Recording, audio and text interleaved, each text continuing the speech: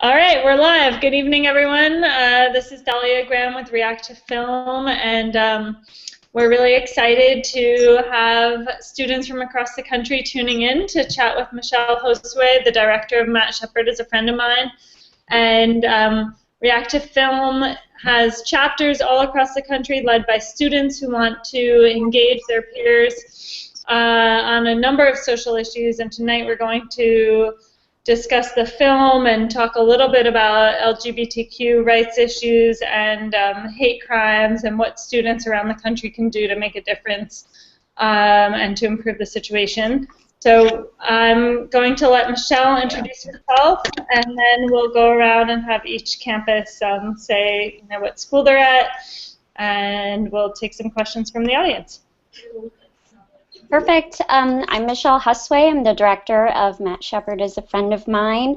I'm very, very grateful for this amazing partnership with React to Film and the opportunity to share Matt's story with so many people across the U.S. That's me pausing because I'm talking myself. But this is a true passion project for me, for so many of us, Matt's close friends and his family. It's just been our dream to share with the world, finally, who Matt was to us as a human being as opposed to just a victim, and just really allow people to reconnect to his story in a human way and to teach a whole generation of young people who might not have ever heard of Matt's story what happened back in the late 90s and how it has been such a pivotal moment in our history. So again, I'm very grateful, and I am very happy to be here.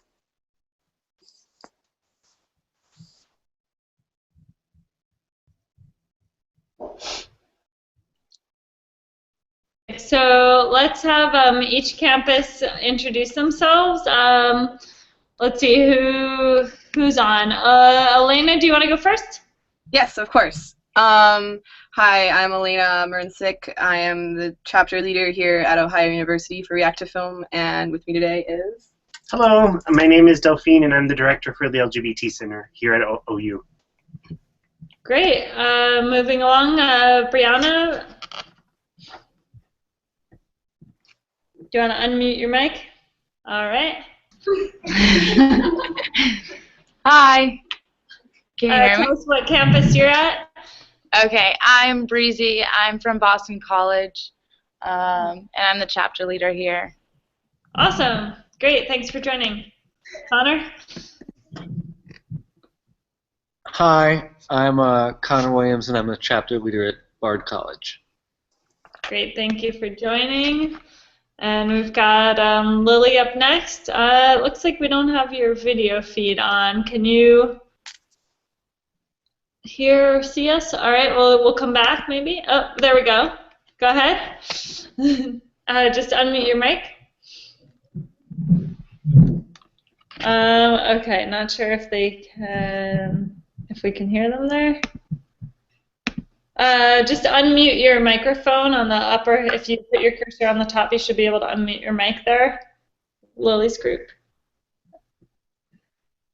We'll come back to you. Palmer's group. We figured it out. We weren't sure whether you were trying to talk to us. Okay, yeah. We just wanted you to introduce yourselves. Tell us what campus you're at. Yeah, it keeps cutting in and out. Hi. I'm Hannah. I'm Lily. We're the UMD chapter at University of Maryland. Sorry, the React to Film chapter at UMD. Great. And Palmer?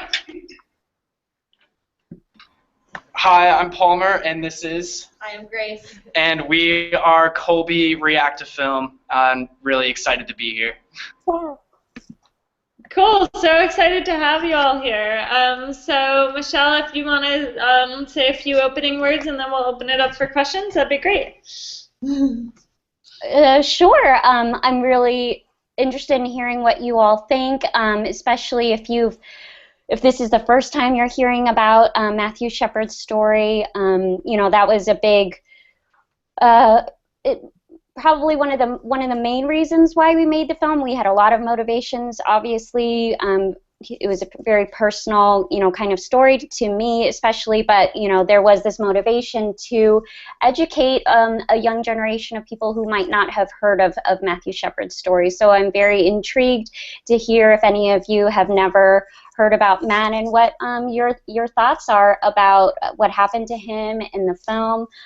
But again, as I said before in the beginning, I am very, very grateful to all of you for joining from wherever you are in the country and for learning about Matt's story and being here with me. It's something that, I find this is always a gift to really connect to people and to really see Matt's life, Matt's story have this public, forum and to see, well, it's just important that his death was not in vain, and it's just very heartwarming that other people are still learning about him. Thank you for sharing that. Yeah, it's really amazing to have students from around the country, and some of them screen the film at their campus tonight, and some of them are screening later in the week or have already screened. So it's great to have people from all over coming together for this important cause. Who would like to ask the first question? Maybe just wave your hand. All right, over here. Go for it. Me? Okay, sorry.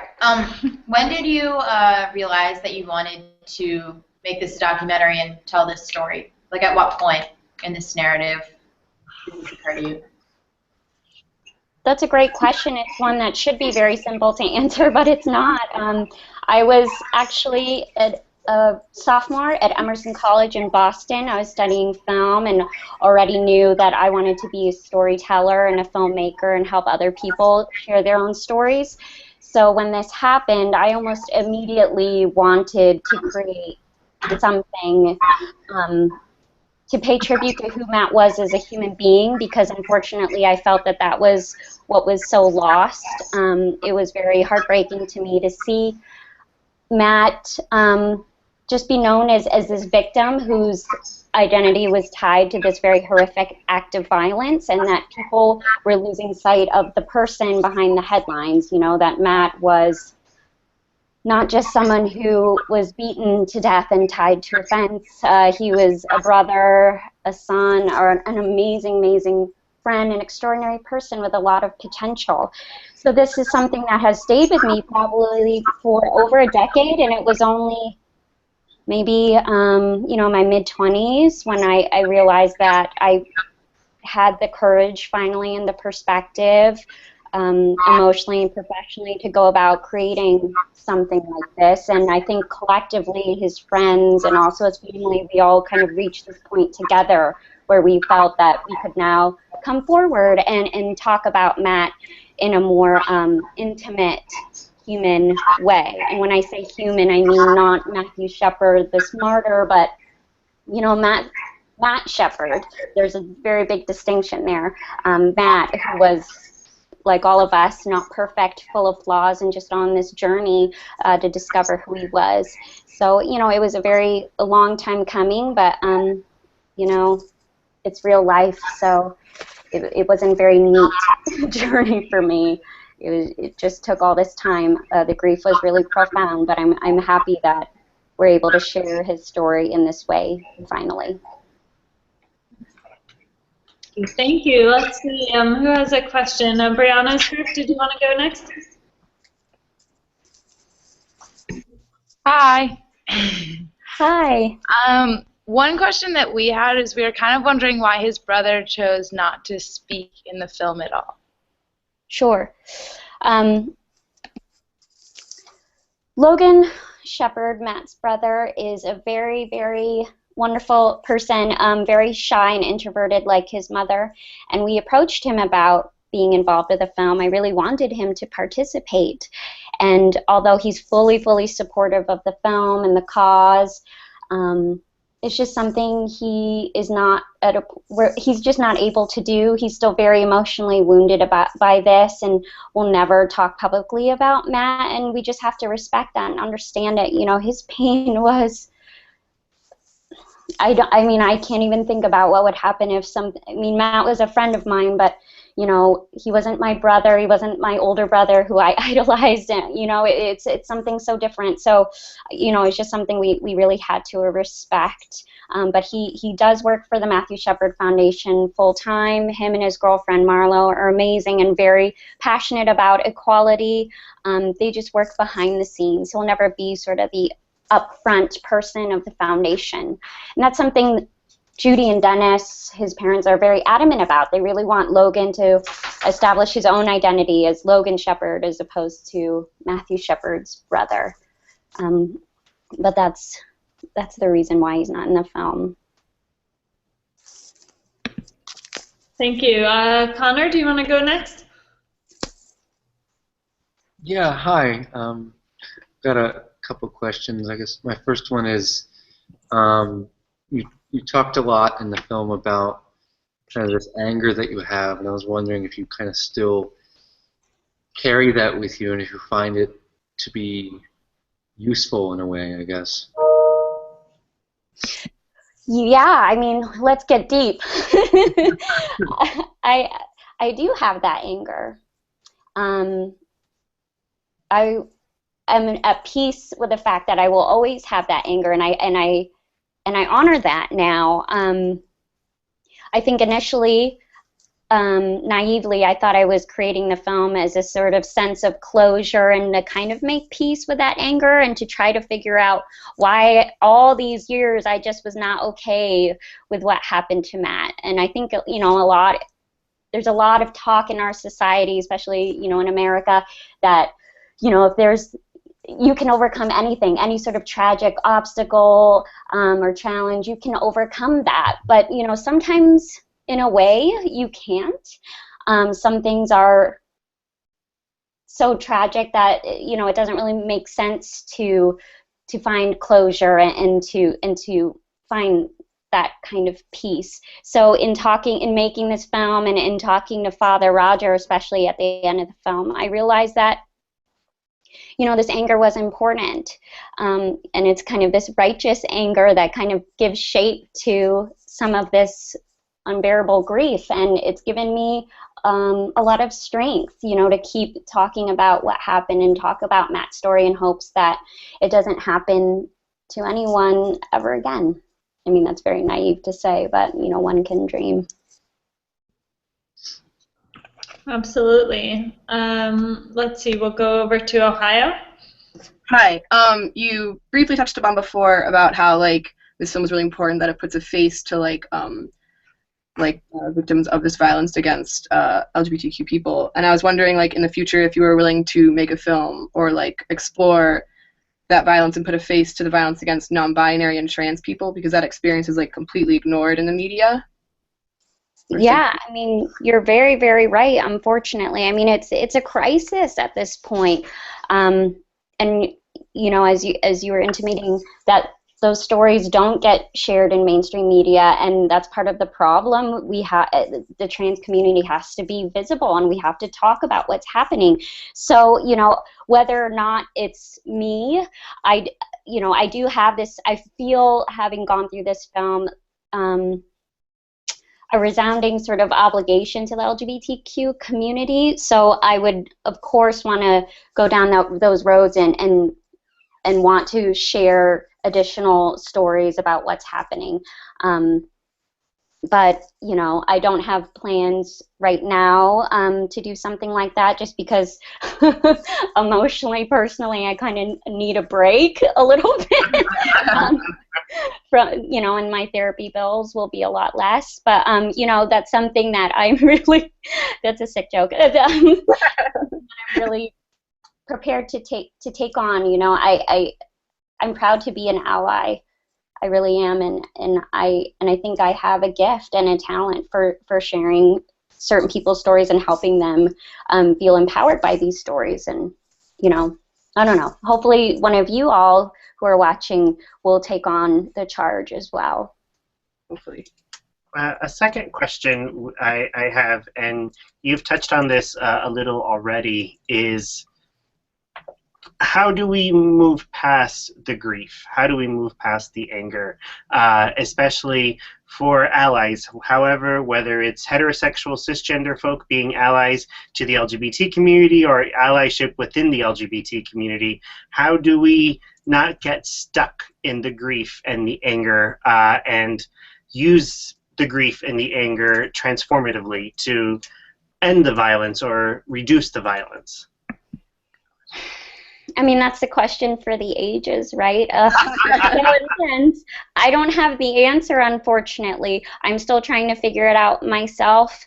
You know, for me, I always look to Judy and Dennis Shepard. I'm now very fortunate to call them friends now. They were always kind of Matt's parents, and now these wonderful, courageous, amazing activists. But I always look to them because they're such down-to-earth, really just normal people, and they're not pompous at all. Like, they're just, again, just so down-to-earth. And when I look at them and what they've accomplished and how they've taken this truly horrible tragedy in their life and somehow transformed it into a source of inspiration and solace for the rest of the world, I only look to them as sort of role models. If they made this choice, you know, to keep fighting for all the other Matt Shepards out there, still 17 years later, imagine all the small things I can do in my daily life.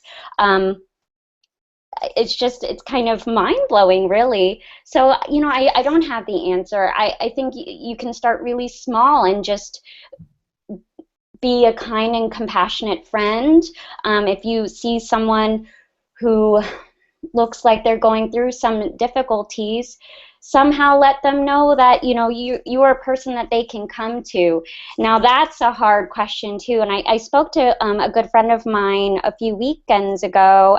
She's a counselor, and one thing that she's done that she says has been helpful is she has a little rainbow flag that she just puts in her little pencil cup on her desk that just lets people know, you know, that she's an ally. It's just like a quiet little signifier, but it's something to say, hey, you know, this you can talk to me. This is a safe space. So it's just, I think for me, where I am right now, that's all I can really say, because I'm still kind of grappling with those issues. Just try to be kind, compassionate, accepting, and try not to judge too much, and just be an open, patient listener. Thank you. That's awesome. Thank you. Thank you so much. It was tough. Let's go to Colby next. Colby College coming up. Hi. Hi. So first off, thanks so much for doing this with us. This is like a really awesome experience for us and like a really great opportunity for us. And so, kind of, at least a big question that I had was, throughout the film, you kind of focus on Matt and how he always wanted to be famous, and he always wanted, he wanted to make a difference, but you didn't really focus much on really his legacy and about, the legislation that was passed in his name. And so I was wondering why you chose not kind of like to add that on to the end, but not really flesh it out a little bit more. Sure. I had a cut of the film that was 5 hours long. People laugh, but it's true. There was just there's just so much to Matt's story, and it's very rich, and there's a lot of directions you can take with a film. For me, we made a very conscious decision to not make a political movie. I don't think I would be the best person to do that. The place that I could speak, what I am an authority on is the fact that he was a friend of mine, and that I knew him personally. So all I was interested was creating a very humanistic, authentic, albeit raw and sometimes painful portrait of who this person was to me and a lot of other people, and created this as, true and sensitive and rich mosaic of his life as we possibly could, and to kind of help people think of sort of these broader abstract issues of hate and bigotry, but through a very, very personal lens. For me, and this is just the way I think and absorb certain issues of the day, I kind of glaze over, to be honest. Like, you know, people talk a lot about these sort of abstract ideas of hatred and prejudice and bigotry, and I get it, and, you know, oh, it sucks, but like until I put a real person, until I somehow connect with my heart to that issue, then I don't really care or want to do anything about it. So that was kind of a very adamant creative choice that we made from the onset, that we were just strictly going to stick to these parameters, have people connect to Matt as a human being, and then, you know, kind of walk away and reflect on, you know, oh, who do I have in my life who's kind of like Matthew Shepard, or you know, that's so similar to the struggles I go through. What can I do? And then you can think a little bit more, I hopefully on a deeper emotional level.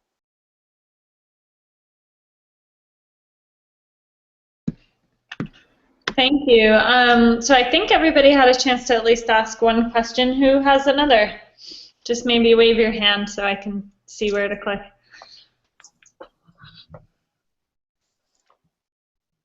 Everyone's soaking it in. A lot to think about. I have the question. All right. Going for another deep one, sorry. No! Just following your sharing now, what's happened in Indiana, what happened in Arkansas, what thankfully was blocked, at least thus far in my home state of Florida, how can we use these things, Matthew's story, your film, the experiences of others, to counter some of that stuff, not to let those things be blows to Matt's story, but using Matt's story as a way of countering some of the negativity that's coming out of Indiana. And I know you said that this isn't necessarily a political film, but how can we use a personal story to counter some of the political mumbo jumbo that's happening now? Does that make sense? It did in my head.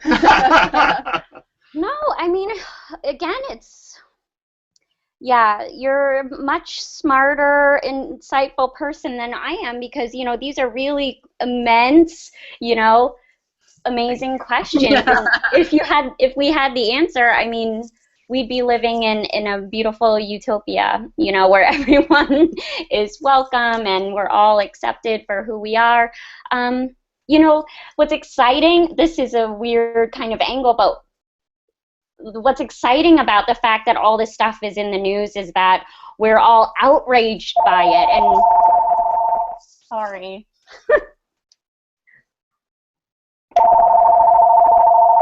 Let me mute this.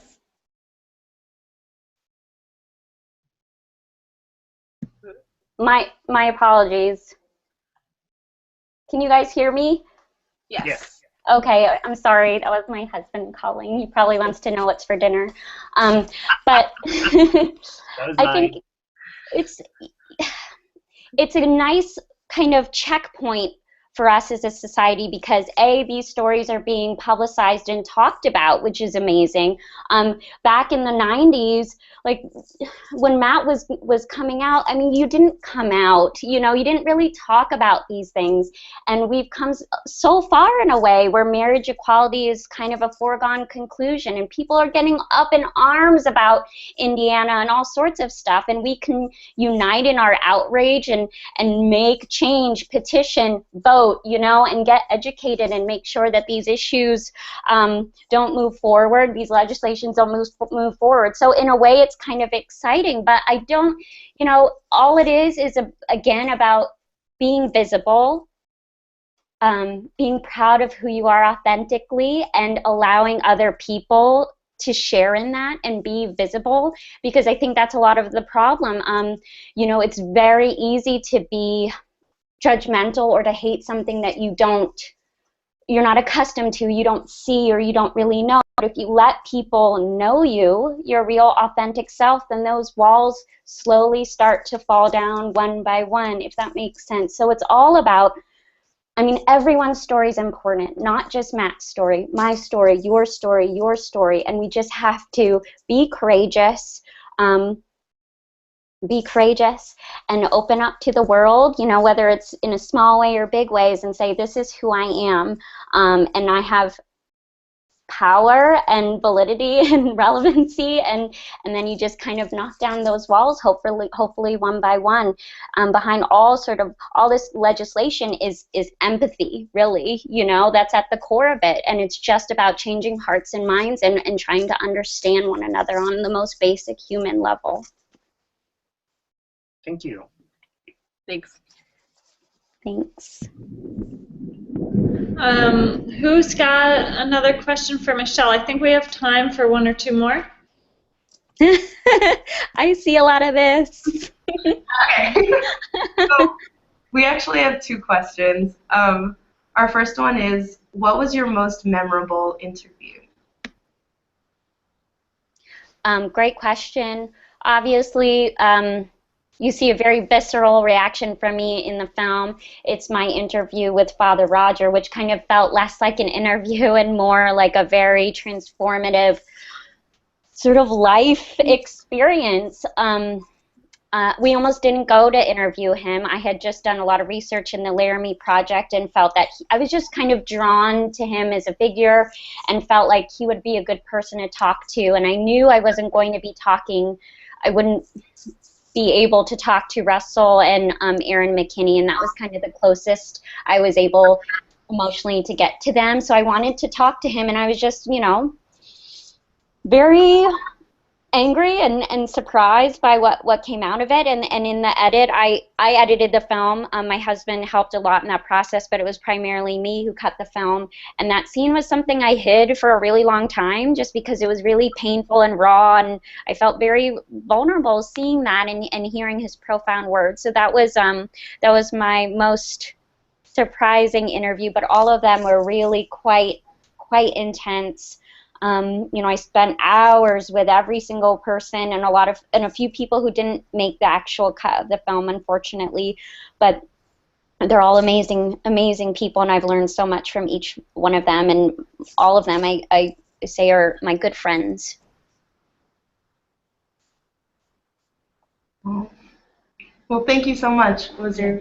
I was just wondering what your opinion of the paparazzi is in this movie, just because at certain points they seem very intrusive and kind of like on the Shepards, and then at other points they're sort of like the engine that sort of like spreads the word about Matt's case. So I don't know, what was your final kind of opinion after it all settled? That's a wonderfully intelligent, very astute observation. I'm still very troubled by it. I'm very conflicted because on the one hand, like you say, they were the engine, you know, so it is this double-edged sword, you know, for whatever reason, Matt's story really captured the world's attention, and now the community at large, especially the heterosexual community, is really aware of stories like Matt's and hate crimes and violence against the LGBT community. So that is all in some way a very bittersweet blessing.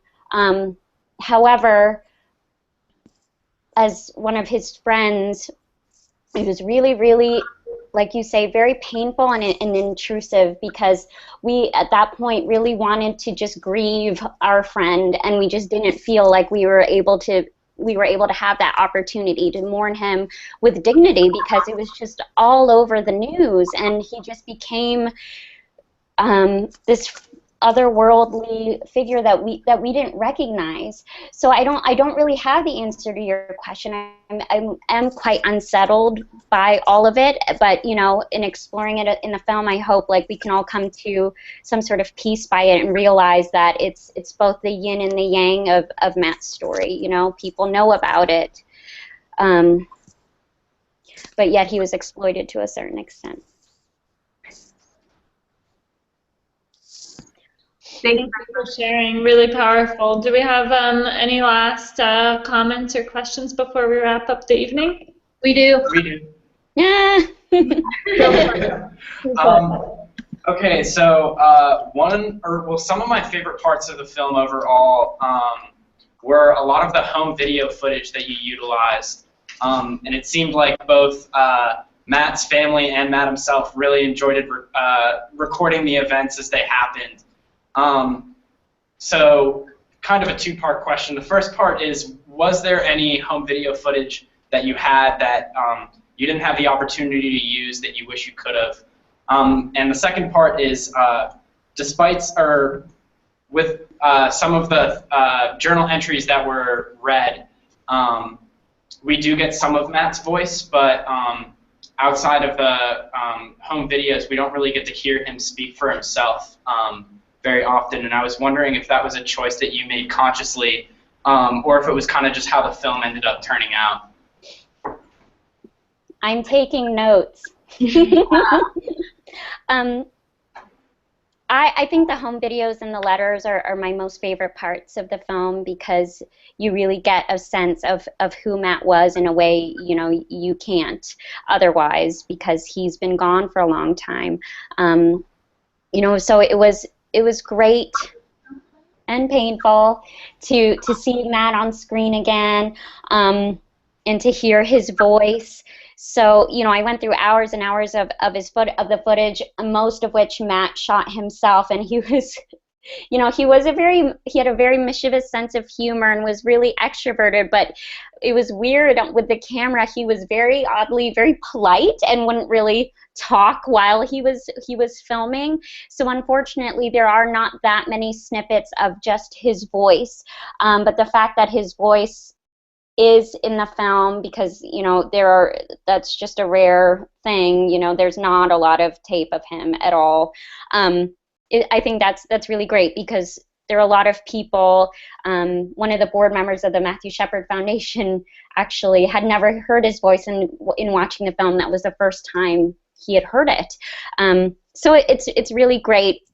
So a lot of the home video footage that feature him and his vivacious personality, that was included in the film, so there wasn't really much else. There was a lot of other Christmases that are all very, very cute and poignant, but, you know, those didn't make it. They would go fishing a lot. That didn't make it as well, but I think you just get enough of kind of that family, of what his family life was like. And then talking more about why we don't get a lot of Matt's voice, you know, that wasn't, the only reason is he died when he was 21, so there's not much of him. There's just, you know, a few photos, but, you know, that's...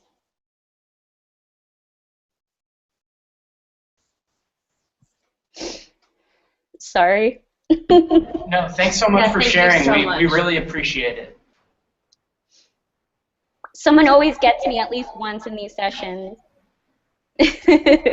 I'm sorry it had to be me. We're seeing this. We're sending this along too. Aw, thanks, guys. Kaylin, do you want to wrap up with some closing words? Sure. I missed the beginning to technical difficulties, so I don't know how much Dahlia explained, but our chapter leaders have been so excited about this film all semester, and I think that, you know, this is one of the first films that the Reactive Film College Action Network has had about the LGBTQ community, and I don't think we could have had a better one to start us off in that direction. So I want to thank you for being a part of the College Action Network and really bearing everything in this interview. Oh, thank you. Thank you very much. I am very, very profoundly grateful. You know, like you say, it's hard being vulnerable. It's hard talking about this, but I am very happy to, and I hope you guys got a lot out of it. I certainly got a lot out of your amazingly insightful, tough, wonderful questions. I'm talking to you, Ohio. Thank you, everyone, so much for joining. We really appreciate your participation tonight, and it's not just about engaging in the conversation, but then, you know, it's really all about taking that next step. How do you become inspired to do something about it, whether it's a change in your own life, a change in your school community, your broader community, and then the larger society. So we hope that you all take one step forward tonight and push the needle on this issue, and have a good evening. And thank you so much, Michele, for joining us, and to all of the student leaders as well. Good night. Bye. Thanks, Dahlia. Thanks, Bye. everyone. Bye.